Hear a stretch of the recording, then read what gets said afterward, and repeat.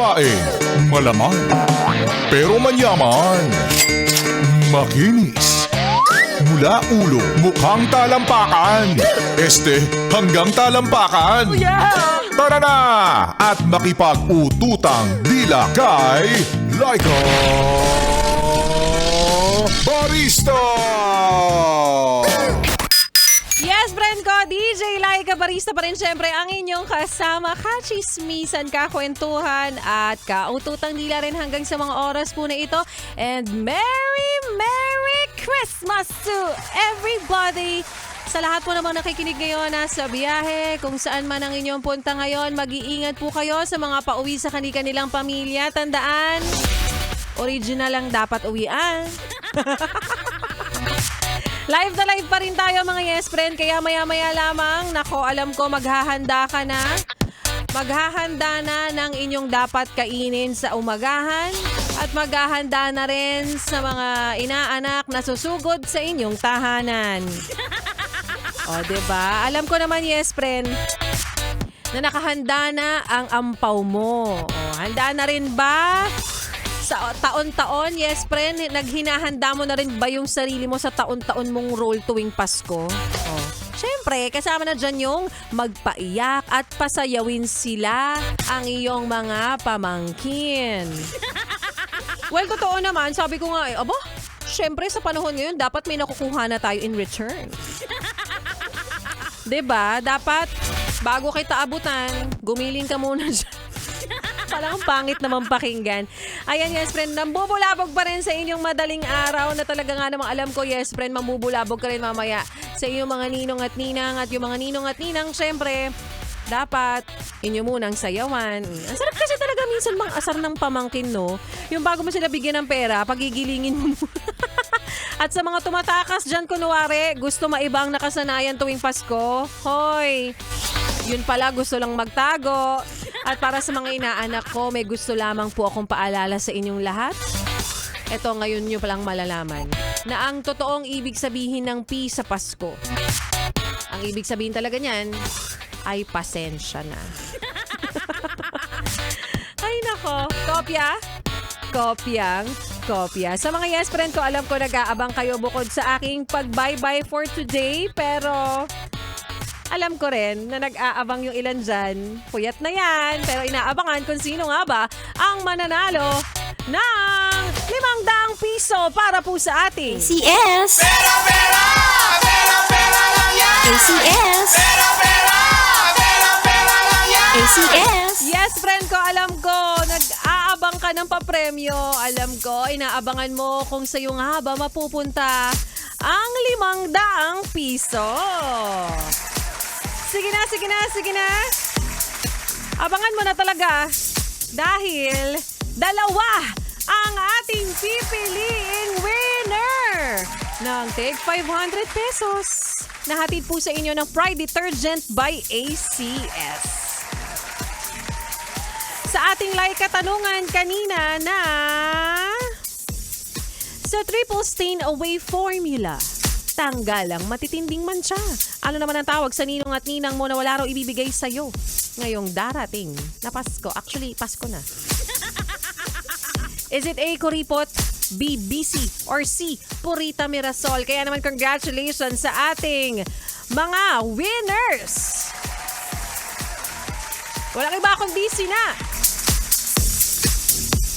Nestor Suarez! Congratulations! Kuya Nestor Suarez, kuripot ang kanyang tama. Oo, yun naman talaga ang kasagutan. Sabi niya rito, Miss Laika, kaka-out ko lang po bilang duty. Oo, isang security guard daw siya. Merry Christmas sa'yo. At isa pa, ganun kami kagalante, yes, friend, bilang Pasko na at inaantok na si Laika Barista. Ipamigay na natin ito. Charot lang.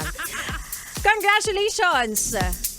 Sa isa pa nating winner ng 500 pesos, siya ay walang iba kundi si namamali na tayo ng pindot. Jana Jermia, congratulations! Ang kanyang kasagutan ay kuripot. Oo, totoo naman. Kaya wag tayo maging kuripot ngayong Pasko. Congratulations sa mga winners natin again, si Miss Jana Jermia at si Nestor Suarez.